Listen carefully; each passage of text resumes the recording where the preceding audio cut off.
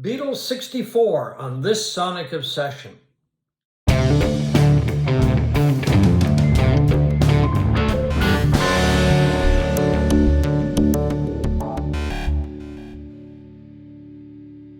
Hi folks, I'm John Whidden. Right over there is Steve McLeod, and today on this Sonic Obsession, a look at Beatles 64. We just finished watching the new documentary produced by Martin Scorsese, and it's always, it seems at this time of year, we get some kind of Beatles documentary or a re-release of Beatles albums or whatever. It's Christmas time, so there's got to be something special about the Beatles that comes out. Right. This year, it's Beatles 64. It just came out yesterday, I guess. On Disney Plus. Yes, on Disney Plus. Yesterday, I'll get a Beatles song in there. Directed by David Tedeschi. Yep, and as I said, produced by Martin Scorsese. Yeah. A lot of the documentary uses film footage that was done by the Maysles brothers. Maysles brothers? Maysles, yeah. Maysles, I get that pronunciation mixed up sometimes. From, of course, 1964, when the Beatles landed in the United States. Anyway, what do you think? It's fresh in your memory? I thought it was wonderful. I mean, it brought me back to 1964, which is still very freshly burned in my memory of what it was like to experience the initial wave of Beatlemania. I was a Beatlemaniac, which I suspect you were. Oh, very much so. I was right there in that front of that TV watching it on Ed Sullivan. Yeah, I can still see my brother and I lying in our jammies on the floor as Ed Sullivan came on and watching that amazing performance while my parents scoffed in the background, basically. We've talked about this before. Yeah. My parents didn't scoff. My parents, if I remember correctly, they were, like my sister and I remember were probably sitting on the floor watching the TV, get as close as we possibly could. And my parents were just sitting on the couch. And I think they were just not shocked, but they kind of got all wrapped up in the whole thing as, wow, who are these people? And I believe they were just as I said, not shocked, but in wonderment that there were these four guys on TV, and they just thought it was great, really. I mean, they kind of speechless, I think. I don't think they knew what to say, but they did not scoff. And they saw that we thoroughly enjoyed it, so they thought, oh, well, it's a generational thing, of course. And it was. There's no doubt about that. I should have moved in with you should have guys. moved in with us, yeah. It would have been a lot better through the 60s. My childhood was when it came to music, and the music that I loved. Well, they didn't love, I mean, I have to qualify that. They didn't love the Beatles, but they thought the Beatles were kind of neat. Legitimate. Legitimate by all means. And they saw that we enjoyed it, so they were always kind of supportive of what we liked. Whether or not they would have liked a full night of the Beatles, well, that's a different story, because that was the great thing about the Beatles, or not the Beatles, but about the Ed Sullivan Show, because you would have acts that one part of the family would like or really love, and then 10 minutes later you would have Topo Gigio or whatever, right? Spinning plates on sticks. Yeah, I mean, but that was the great thing about the Ed Sullivan Show. You had such a vast variety of things on it, and I can't remember who else was on the show the night of the Beatles, because once they saw the Beatles, everything else didn't matter.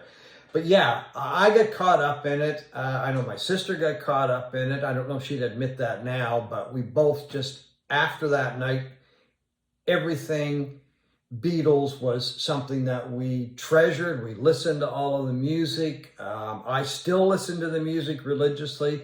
So it was a huge night. I mean, and not just for, the Whidden family or when you guys were watching it, but for culture, for North America, for the rest of the world, actually. Yeah, we should back up a bit and talk about the documentary itself and what it's about. The 2 weeks of the Beatles' first visit to America in February of 1964, where they get off the plane at the newly named JFK State Airport in New York City, and that the mayhem of those 2 weeks of the scores of screaming, mostly teenage girls, but there were a lot of boys that got into the Beatles as I well. noticed that as the documentary goes along, you happen to, now I don't know if it's just the editing or whatever, but you do see more boys in the audiences and even the lineups on the streets. So I think the boys just took a little longer to actually get in the mix, so to speak. Yeah, just the mania of those 2 weeks and the initial wave of Beatlemania, which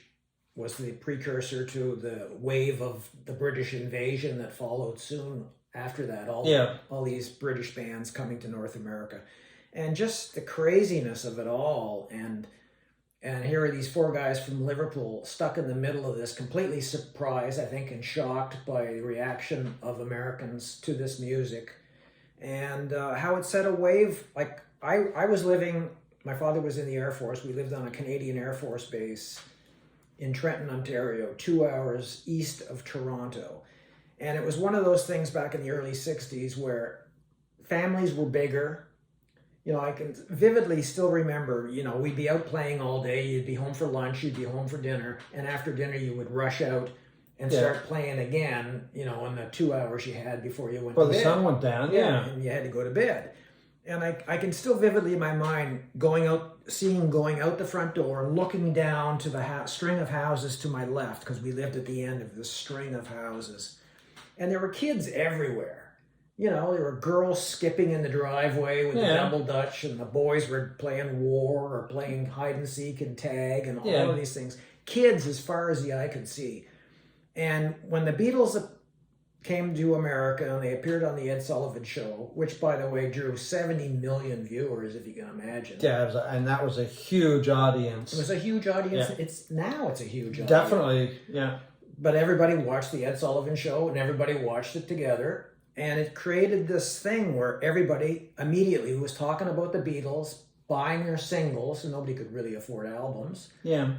Beatle mops, Beatle hairdos, or whatever. Well, there was even in the documentary, there was Beatles talcum powder. I mean, I'd never seen that one before, but the Beatle trading cards, I remember greatly. We bought those religiously. With the chewing gum inside, and they just basically took over popular culture in the world, not just North America or in Britain. And this documentary really captures the greatness and the amazingness of that time to be a music fan, and it triggered in you and I everything that followed after that. Yeah, and as it's pointed out a couple of times in the documentary, and by a couple of artists, and notably Smokey Robinson and I think it was Ronald Isley, wasn't it? Yeah, one of the Isley brothers, and even Little Richard, and they talk about the connection that the Beatles had with black music and what it meant for some of those black artists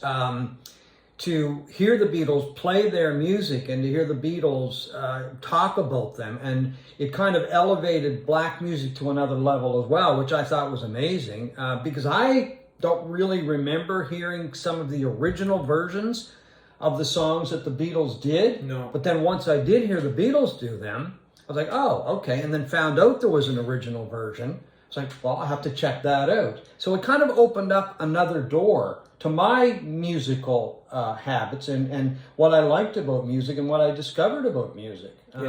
So that was the other thing that this documentary shows. Yeah, a lot of the footage in this you've seen it in other packages before, but one of the great things about this is the 17 minutes that was filmed by David and Albert Maisel.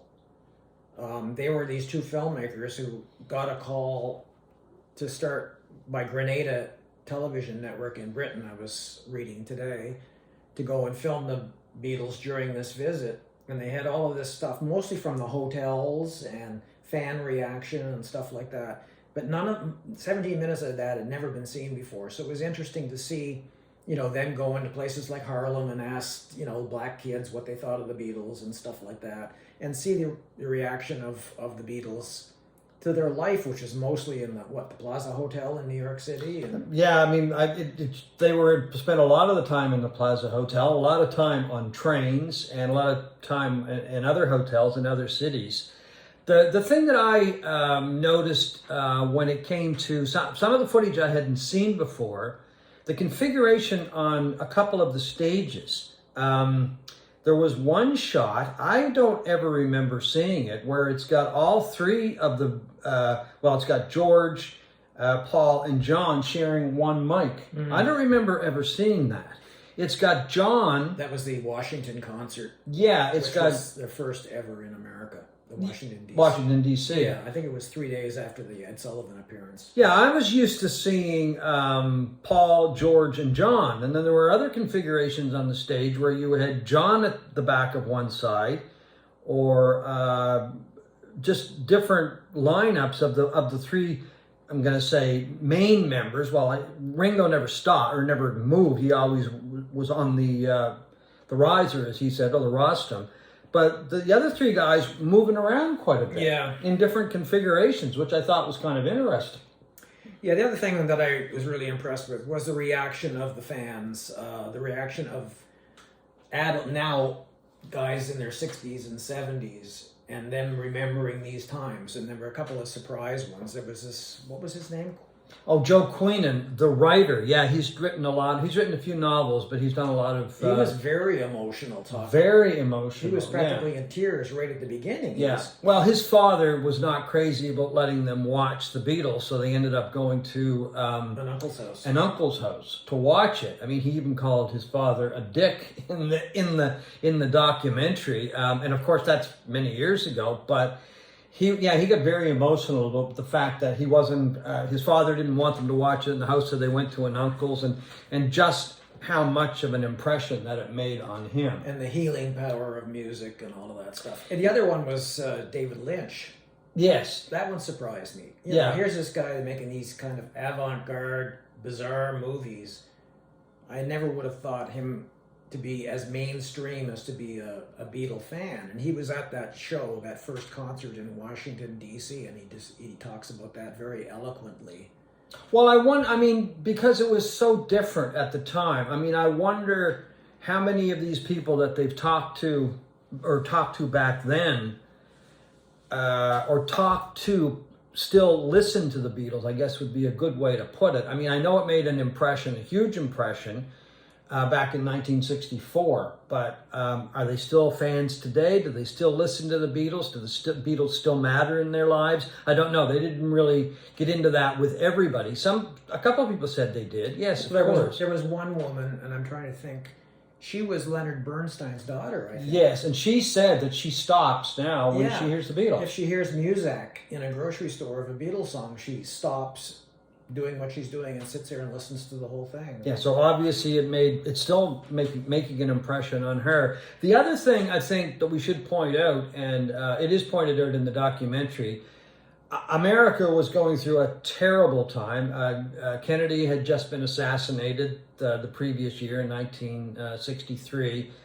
So there's a lot of people try to put the Beatles' arrival in America with this whole thing that America needed something to make them feel good and lift up their spirits. And I can see that. Mm-hmm. I mean, the Beatles really, the arrival of the Beatles in North America in 1964 really brought nothing but joy. I mean, to most people, as we pointed out and the documentary points out, some people didn't like the Beatles. I mean, I'm sure the police in many places were not happy about having to, control the audiences and that kind of thing. But it really was just a very happy period of time. And as we all know, the Beatles continued after that for many years and made amazing music. I still listen to the Beatles a lot, and that was my introduction. And as I said, it made a huge impression, and it's still there. I think one of the more interesting things in the documentary too, and surprising because I didn't know this, was when they were feted at the British Embassy in Washington when they went there, and the snobbery and classism that existed, and how they had such a terrible time that the staff at the embassy were looking down their noses at the Beatles and thought they were yabos and of a lower class. And they showed an interview somebody was doing with one diplomat from I don't know, maybe it was the ambassador, I don't know, and they asked him, "Are you proud that they're here?" And he went, "No." Yeah. Well, that was just being a total snob. Yeah. But you got to remember, I mean, the class system back in the 60s was very much a part of British life. Yeah. And I have read different studies or different commentaries over the years that the erosion of the class system, rock and roll musicians had a lot to do with that, because you ended up getting people like Lennon, McCartney, Harrison, and Starr, who became very wealthy. And as I think it was Paul points out in the documentary, they were just working class kids from Liverpool, right? And then they basically just took over the world. I mean, so that made a huge difference. Another aspect that I thought was really interesting was John Lennon was talking about conscription. And he was about to be conscripted into the armed forces in England, and it ended. And he found music or became part of a band, and I think, if I remember correctly, he said that we became the army, a lot of the musicians, right? So it started this whole movement with a lot of young people forming bands. I mean, obviously there was the Beatles, there was the Rolling Stones. I mean, going to Liverpool, there was Jerry and the Pacemakers. Not that they made a huge impression on the world when it came to music, but they were another band that kind of followed, making music and being very popular. So there were all of these changes happening in society that we don't have time to go into now in detail, but it really, the Beatles were a huge part of that whole movement. Yeah, and he couched it in terms of, now that conscription ended and he was 16 years old, this army of young men could go out and enjoy themselves and have fun, and that's what. And one of those things was, of course, making music. Yeah, and a lot of those bands became huge. Anyway, I thought it was really interesting. A lot of the footage I had never seen before. It was really put in an interesting context, and it doesn't get preachy or anything like that, which I find sometimes ruins documentaries. It really just presents the Beatles arriving in North America and their journey throughout North America, and it shows the reaction of people and how it changed a lot of things in society. Yeah, it captured the fun of that period. Of what it was like to experience that in real time, as we did. And there was a lot of fun, and I mean, I think, as we pointed out, it changed a lot of people's ideas about music, and it started this whole movement. And that night on the Ed Sullivan Show in 1964, I mean, I know it changed my life. I can't imagine a life without the Beatles, and that's what introduced me to the Beatles, because I don't even remember hearing the Beatles on the radio until Ed Sullivan. I mean, they probably were, but I don't know. It was Ed Sullivan. Once I saw them in Ed Sullivan, it's like, okay, I had to get as much Beatles stuff as I possibly could. Yeah, my brother and I were aware of them in '63. Like he had at least one single that they did play it on radio where we were. I wanted to ask you about that. I talked about how it affected us growing up on this packed military base in southern Ontario. You grew up in a small town in Sherbrooke. Small village, yeah. I mean, did it have much of an effect on your classmates and that sort of thing? Oh, everybody fell in love with the Beatles. I can remember that. We moved shortly after that show, and we moved to a bigger town. And I think this was in Middleton in the Annapolis Valley, and it was really starting to catch on more. Beatlemania was really starting to catch on more once we moved there. So there was more of an impact, I think is a good way to put it. I know a number of people in that village or in that town were starting bands. I mean, there were bands coming to the high school that were formed in that area. It seemed every time you turned around, there was a new band. Mm-hmm. So it really, I think, had more of an impact on that because it was a bigger town.